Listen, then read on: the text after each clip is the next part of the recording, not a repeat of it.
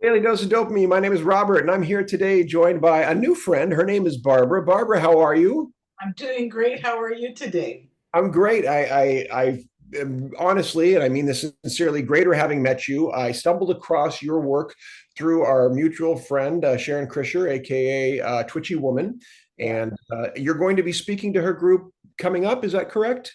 This Sunday, I'm doing a workshop using mime and movement, dancing, and all kinds of fun things. So that's Sunday, April 27th at Twitchy Woman's website to sign up and to see Barbara doing that. So you have a background as an artist, and I'd love to explore that. You are also a woman with Parkinson's. We'll get to that.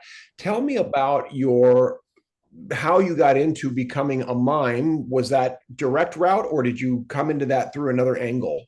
Oh, I studied mime when I was 16 and quite seriously and up into my early 20s. I even went to Paris, France and studied at a school called École Jacques Lecoq with a lot of improvisation and physical theater. Right. And I found that when I became diagnosed with Parkinson's, the neurologist said that he could tell I had Parkinson's just by the way I walked. So I decided I'm going to override a lot of what has happened to my Parkinson body, where I wasn't moving my right arm, where I was dragging my right foot. I had no facial expression and slouching, and I used my mind training and woke up my body. So this is fascinating because your mechanism, your tool, as it were, is already based in a lifetime of artistry. You've gotten to know your body intimately because you've been presenting with it for decades. Um, Yeah. and now Parkinson's has forced slash given you the opportunity to reassess that relationship, it sounds like.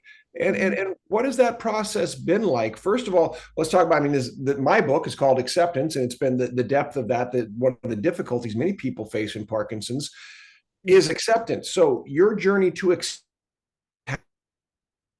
Oh, there's a bit of cutting out there. I'm not sure if it would, you froze for a bit, but basically, I did come to finally accept that I am a person living with Parkinson's.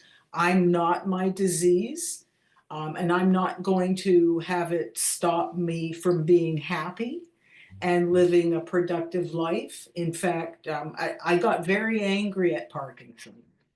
And I said, I'm going to make PD my bitch. I hope that was all right to have said. And I went about doing everything I could to live a productive, happy life. And a large part of it is paying it forward to help my PD sisters and brothers, because that gives me great meaning. I feel true compassion. So I thought, what can I give while I'm able to give? And I drove upon the mime over, and I created a company called Mime Over Mind. I've been very fortunate in that Parkinson Canada, I'm in Canada. I got a nice grant, and I have just completed filming and editing a series of 12 self-study videos that will be available for free to anybody who wants it, and it's specifically designed for people with Parkinson's. Yeah, that's fantastic. And, we're in the same space that, my dad was diagnosed in 2001, and there was a lot less known about the disease then.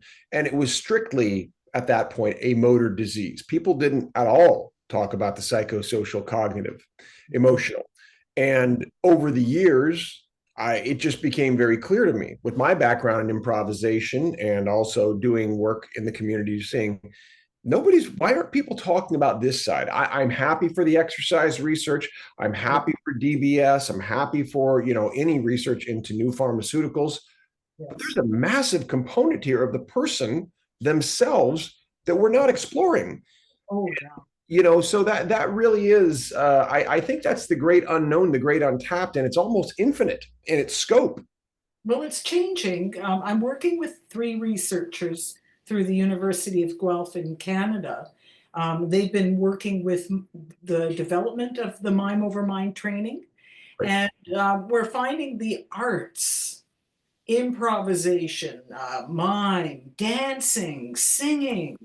These are opening up whole new parts of our brain, and they benefit the person with Parkinson's, not just exercise per se. So it's changing. Let's pick that up in the next episode because I think that's a good place to jump off is the value of arts in medicine. And it's one that you're going to have a lot to say, and so will I. So we'll be back for your next daily dose in just a moment.